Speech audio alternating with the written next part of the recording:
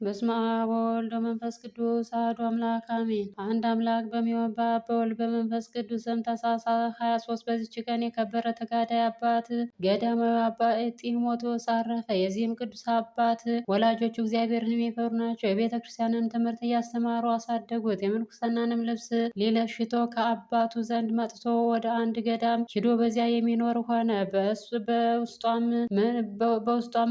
በውስጧም መነኮሰ። ከዚህ በኋላ የተራቡ ድሆችን መጻተኞች ተቀብሎ ይመግባቸው ዘንድ በገዳሙ አቅራቢያ ለብቻው መኖርን አሰበ። ከገዳሙም ወጥቶ ማደሪያውን ሰራ። እየተጋደለና እጅ ስራውን እየሰራ በውስጡ 5 ዓመት ያህል ኖረ። የበጎ ስራ ጠላት ሰይጣን ከእርሱ እጅ ስራውን ትገዛ ዘንድ ምክንያት ጋለሞታ ሴትን ወደ እርሱ አመጣ። ብዙ ጊዜ ወደ እርሱ ከመመለሷ የተነሳ የኃጢአት ፍቅር አድሮባቸው በመብል ጊዜ በአንድነት የሚበሉ ሆኑ። ከዚህም በኋላ ከእርሷ ጋር በኃጢአት በወደቀች በኃጢአት ስራ ውስጥ 7 ወር ያህል ኖረ። በዚያም ጊዜ እግዚአብሔር እርሱንም ፈጽሞ አልጠላቸውም።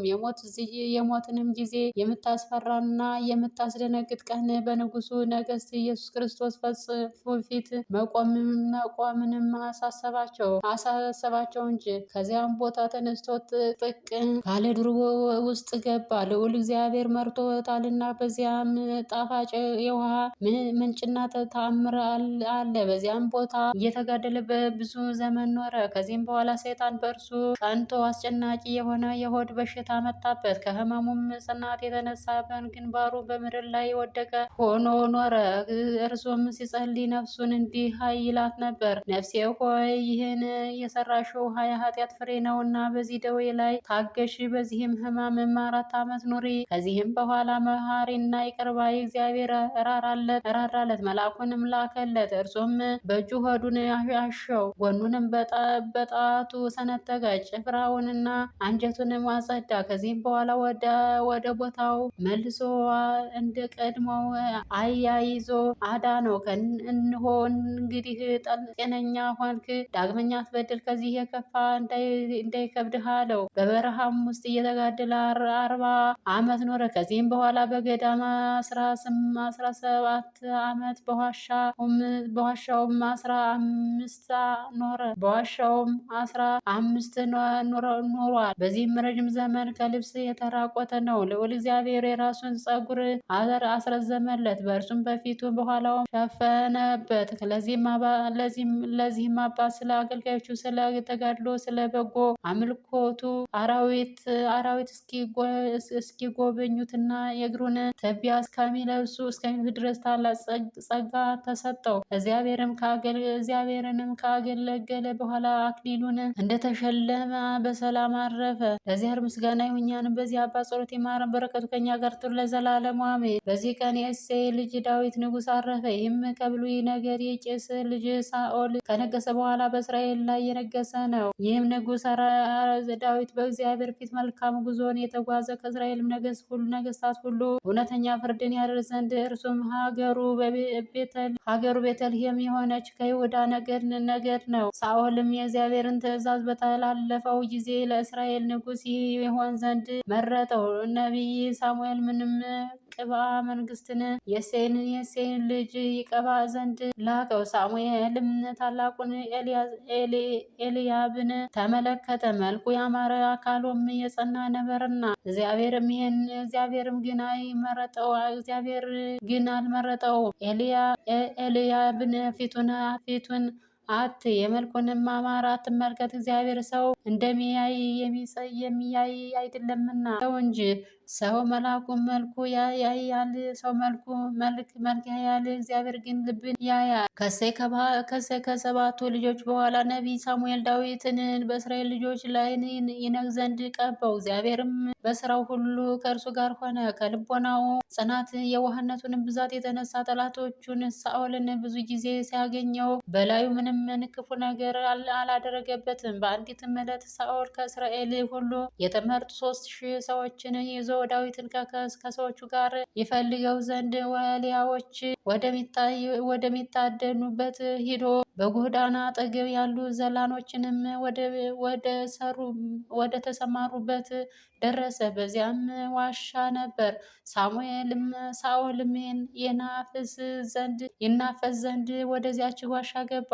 አሽከሮችና ዳዊትን በዚያ ዋሻ ውስጥ ተቀምጠው ነበር። ዳግመኛም ተነስቶ ቀስ ቀስ ብሎ ከልብሱ ጫፍ ቆረጠ። በሁለተኛም ጊዜ በድንክብል አልጋ ላይ ተኝቶ ወዳለበት ከአቢሳ ጋር ገብቶ ከራስጌው ጦሩንና ውሃ ያለበትን ረዋቱን ይዞ ተመልሶ ሄደ። ክፉ ነገርንም አላደረገበትም። ሰዎቹም ጠላትህ ሳኦልን ግደለው ባሉት ጊዜ እግዚአብሔር በቀባው ላይ እጅን ልዘረጋ አይገባኝም ብሎ መለሰለት። ስለ ሳኦል መግደል አንድ ሰው በነገረው ጊዜ ዳዊትንም ያንን ሰው ማን ገደለው አለው። ሰውየውም እኔ የገደልሁት አለው። ዳዊትም እጅግ አዘነ፣ ልብሱንም ቀደደም። ያንንም ሳኦልን እኔ የገደልሁት ያለውን ሰው ገደለው። እግዚአብሔርም በዚህ በጻድቅ ዳዊት ልብ ብዙ ትሩፋትን፣ ትሕትናን፣ የዋህነትን፣ ቅንነትን፣ ትዕግስትን፣ ፍቅርን አከማቸ። ክብር ያለው ንጉሥ ሲሆን ራሱን ውሻ፣ ትል፣ እንስሳም አድርጎ ይጠራል። ስለዚህም ከምድር ነገስታት ሁሉ ከፍ ከፍ አድርገው እንዲህም ብሎ አመሰገነው። የእሴይን ልጅ ዳዊትን እንደ ልቤ ሆኖ አገኘሁት። ፈቃዴን ሁሉ የሚያደርግ ታማኝ ሰውም ነው። እግዚአብሔር የእስራኤልን ልጆች ኢየሩሳሌምን ስለ ዳዊት ደግነት ብዙ ጊዜ ጠበቃቸው። እርሱ ካለፈ በኋላ በነቢያቶች በአንደበት አከበረው። ነገስታቱን ከእርሱ ዘንድ አደረገ። እርሱም በሁለት ዓለም የታወቀ የመዝሙርን መጽሐፍ ደረሰ። ይኸውም በሰይጣናት ላይ ጋሻና ጦር የሆነ መልካም ቃልንም የተመላ በሰማይና በምድር ያሉ በእርሱ እግዚአብሔርን የሚያመሰግኑበት ነው። የዳዊትን ፊቱ እንደ ሮምን ቀይ ነው። ቁመቱ መካከለኛ የሆነ አካሉም የጸና ብርቱ ነበር። ታናሽ ብላቴናም ሆኖ ሳለ እርሱ የአባቱ በጎች ሲጠብቅ አንበሳ ወይንም ተኩላ መጥቶ ከመንጋዎች ውስጥ በግ ነቅጦ በሚወስድበት ጊዜ ተከትሎ ገድሎ ከአፉ ያስጥለው ነበር። ሲጣላውም ቢነሳበት ጉሮሮውን ይዞ ይሰነጥቀዋል። ከፍልስጤማውያንም ጋር ሰልፍ በሆነ ጊዜ ብርቱ ሰው ስሙ ጎልያድ የሚባል ከጌት ሰዎች የተወለደ ቁመቱ 6 ክንድ ከስንዝር የሆነ ከኢሎፍላውያን ሰፈር ወጣ። በራሱ ላይ የነሐስ በርቢርቲ ደፍቷል። የነሐስ ጹርፍንም ለብሷል። በእርሱ ላይ ያለ የብርቱና የነሐሱ ሁሉ ሚዛኑ 5,000 ወቄት ነበር። በእግሮቹ በአባቶችም ላይ የነሐስ ሰናፊ ታጥቆ ነበር። በጫካዎቹ መካከል የነሐስ እባቦች ነበሩ። የጦርም ዛቢያ እንደ ሽማግሌ መጠቅለያ ሆኖ በላዩ ሽቦ ነበረበት። የጦሩም ብረት መጠን 600 ወቄት ነበር። ጋሻ ጃግሬውንም በፊቱ ይሄድ ነበር። ቁመቱ ወደ እስራኤል ሰፈር ይጮህ ነበር። ከእኛ ጋር ተዋጉ ዘንድ ለምን ወጣችሁ? እኔ ኤሊፌዋውያን ሎፈያዋን ወገን ነኝ። እናንተም የሳኦል ባሮች አይደላችሁምን? ከእናንተ አንድ ሰው መርጣችሁ ወደ እኔ ይውረድ። ከእኔ ጋር መዋጋት ችሎ ቢገድልኝ ባሮች እንደሆናችሁም እኔ ከእርሱ ጋር ችዬ ብገድለው እናንተ ባሮች ሁሉ ሆናችሁ ተገዟቸዋላችሁ አላቸው። ያም ኢሎፍላዊ ለወገኖች ዛሬ በዚች ቀን አንድ ሰው ስጡኝና ሁለተኛ ለብቻዬን እንዋጋ ብዬ የእስራኤልን አርበኛ እንሆገ ተገዳደርኳቸው አላቸው። እስራኤልም ሁሉንና ሳኦል ይህን የኢሎፍላውያን ቃል በሰሙ ጊዜ ደነገጡ፣ እጅግም ፈሩ። የእስራኤልም ወገኖች እንዲህ የተገዳደሯቸውና እየተመካባቸው 40 ቀኖች ያህል ኖረ። ከእስራኤልም ወገን ወደ እርሱ ይወጣ ዘንድ የደፈረ የለም። በዚያም ወራት ዳዊት ወንዶቹን ሊጎበኝ ወጣ። ያንም ኢሎፍላዊ ወገን የሆነ ሰው የእግዚአብሔር ወገኖች ሲገዳደሯቸው ባየ ጊዜ አምላካዊ ቅናትን ቀና። ሳኦልም እንዲህ አለው፣ እኔ ሂጄ ይህንን ያልተገደር ያልተገረዘ ቆላፍ ገድዬ ዛሬ ከእስራኤል ሹመትን አርቃለሁ። ይኸው የሚሆን የእግዚአብሔር አርበኞች ይገዳደር ዘንድ ይህ ቁልፍ ምን ቁም ነገር ነው? ከድብ አፍና ከአንበሳ አፍ ያዳነኝ እርሱ እግዚአብሔር ከዚህ ካልተገረዘ ኤሎፍላዊ እጅ ያድነኛል። ሳኦል ሂድ እግዚአብሔርም ከአንተ ጋር ይሁን አለው። ዳዊትም ወንጭፉን በእጁ ይዞ ያዘ። ከወንዝ መካከል 3 ደንጊያዎችን መረጠና ወደዚያ ኤሎፍላዊ ሄደ። ጎልያድንም ዳዊትን ባየው ጊዜ ናቀው፣ እንዲህም አለው፣ ደንጊያና በትር ይዘህ ወደ እኔ ትመጣ ዘንድ እኔ ውሻ ነኝን? ዳዊትን ከውሻ የምትሻል አይደለህምን? አይደለህም፣ ከውሻ ትብሳለህ እንጂ። ቁልፍ ግልያድም ዳዊትን በጣዖቶቹ ስም ረገመው።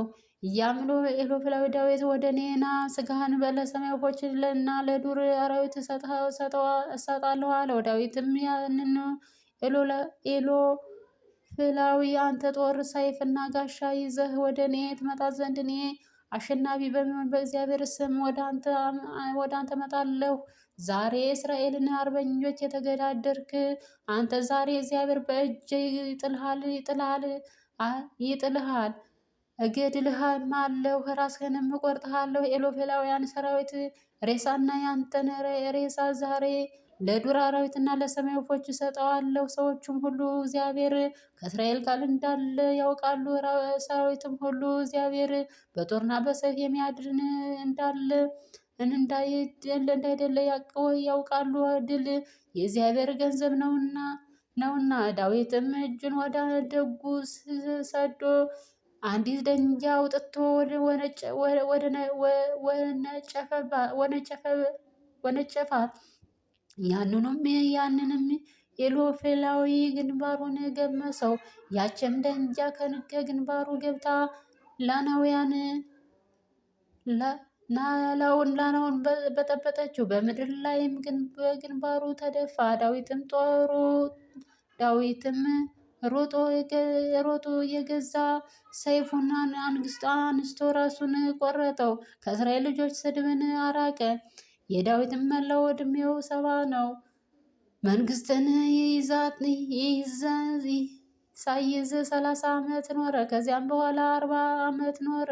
የክብር ባለቤት ክርስቶስ በስጋ ከመምጣቱ በፊት በ1125 ውስጥ ትንቢት የተናገረበት ዘመን ነው። በሰላም አረፈ።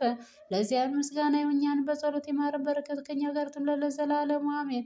በዚህች ቀን የቅዱሳን የአባ ሳሙኤል፣ የአባ ሰሞን፣ የአባ ገብርኤል ዕረፍታቸው መታሰቢያ ነው። ይህም መነኩሴ አባ ሳሙኤል ባህታዊ ሆኖ ቀርጣሚን በምትባል አገር ጎን የሚኖር ነው። በዚያም አቅራፎምስ የሚባል ሰማዕት አጽም አለ። እርሱም ጸሎቱን ሲጀምረውም ከአጽሙ ይባረካል፣ ይኸውም ይሰማል። ሰሌባ በሚባል አንድ መኮንን ነበር። ስምዖንን የሚባልም ልጅ አለው። ልጁም ለሞት የሚያበቃ ደዌ ታመመ። አባቱም በልጁ ላይ ይጸልይ ዘንድ ወደ አባ ሳሙኤል ላከ። እርሱም ጸልዮ ከሞት በኋላ አስነሳው። ያም ልጅ አባ ሳሙኤልን የሚከተል ደቀ መዝሙር ሆኖ መነኮሱም በገድል ተጠመደ። በአንዲት ቀን ውሃ ሊቀዳ እንስራ ይዞ ሄደ። ሰይጣንም እንስራውን ሰበረበት። ለአባ ሳሙኤል በነገረው ጊዜ ውሃ ይመላበት ዘንድ የወይን ማስቀመጫ መሶብን ሰጠው። ውሃውንም ሳይቀዳ 10 ዓመት ኖረ። ከዚህም በኋላ ሰይጣን ሰበረውና ውሃው ፈሰሰ። ለአባ ሳሙኤል በነገረው ጊዜ ወደ ሌላ ቦታ ሂዶ ታናሽ የጸሎት ቤት ሰርተው በዚያ ተቀመጡ። ከዚህም በኋላ የእግዚአብሔር መልአክ በሕልም ተገለጸላቸው። ቤተ ክርስቲያንንም ይሰሩ ዘንድ አዘዛቸው። ንጉሥ ስጣኖስንም መጥቶ ታላቅ ቤተ ክርስቲያን ሰራላቸው። ለመነኮሳትም 500 ቤቶችን ሰራ። አባ ሳሙኤል ባረጀና ከተጋድሎ በኋላ በደከመ ጊዜ ልጆቹን በልጁ በስምዖን እጅ ትቶ ወደ ወደደው እግዚአብሔር ሄደ። መነኮሳቱም 12,000 እስከሆኑ ድረስ እጅግ በዙ። በዚያም አባት ሰሞን ዘመን ተንሥእ ሙታንን የሚያይና አንድ ከሃዲ ሰው ተነሳ። አባ ሰሞንንም በሰሙት ጊዜ ጸልዮ በፊቱ አስነሳው። ልቡም ከመጠራጠር ባልተመለሰ ጊዜ ሁለተኛ ወደ እግዚአብሔር ጸለየ። እሳትንም ከሰማይ ወርዶ ያንን ከሃዲ አቃጠለው። ከዚህም በኋላ ሸምግሎ በሰላም አረፈ። በመምህሩም መቃብር በክብር ተቀበለ። ከዚህም በኋላ ከአባ ገብርኤል አበምኔት ሆኖ ተሾመ። እርሱም ትሁትና የዋህ ነበር። በልብሱም ውስጥ ማቅን መንቆር ይለብሳል። በእግሮቹም ውስጥ ጫማ አያስገባም። በክረምትም በበጋም ወደ ቤት አይገባም። ከሰንበትም እስከ ሰንበት ይጾማል። እንጀራም ያለ ጨው ያለ ወጥ ይበላል። ድንቅ ታምራትንም የሚያደርግ ሆነ። በአንዲትም ዕለት ደቀ መዛሙርቱ ለእንጀራ የሚሆን ቡሆ የሚያቦኩበት ታላቅ የደንጊያ ገንዳ ወደ ገዳሙ ሊያስገቡ ሽተው ሸክም የሚረዳቸው ባጡ ጊዜ አባ ገብርኤል ሰምቶ ከሰው አንድ እንኳ በገዳሙ ውስጥ እንዳይቀር ለመሸከም እንዲወጡ አወገዘ። 10,030 ያህል ሰዎች ከሙታን ተነሱ። አባ ገብርኤልም አይቶ እናንተን ያልኩ አይደለምን ሕያዋኑን እንጂ አላቸው። በዚያን ጊዜ ወደ መቃብራቸው ተመለሱ። ከዕለታት በአንድ ቀን ሰው ከአንድ መነኩሴ ዘንድ ወርቁን አደራ አኑሮ ወደ ሩቅ አገር ሄደ። በተመለሰም ጊዜ መነኮሱም ለረድኦ ሳይነግር ሞቶ አገኘው። ረድኦም ስለ ወርቅ በመረመሩት ጊዜ መምህሩ ያኖርበትን እንደማያውቅ አስረዳው። አባ ገብርኤል ወደ ቧቹ መቃብር ሄዶ ስለዚያ ወርቅ ጠየቀው። ሟቹም ያኖረበትን ስፍራ ነገረው።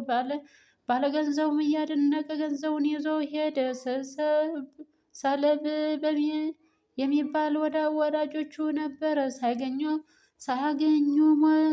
ሳይገናኙ ሞተ። አባ ገብርኤልን በሰማ ጊዜ ወደ መቃብሩ ሄዶ አለቀሰ። ጸሎቱንም አድርጎ በክብር ባለቤት በጌታ ኢየሱስ ክርስቶስ ስም ተነስ አለ።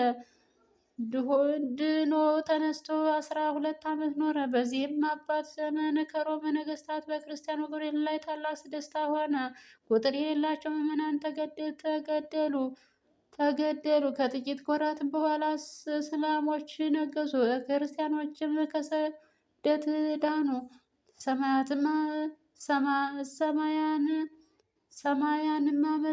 ሰማንያ ዓመትም በሆነ ጊዜ በብዙ ተጋድሎ ከኖረ በኋላ በፍቅር አንድነት አረፈ። ለእግዚአብሔር ምስጋና ይሁን። በዚህ ቅዱሳን ጸሎት ይማረን፣ በረከቱ ከእኛ ጋር ትኑር ለዘላለሙ አሜን። በዚህች ቀን የቅዱሳን የይስሐቅ የአባ አሞን የአባ አቦሊ የመቃብር የአይተለአትቃል የፊልጦስ የመርቆሬዎስ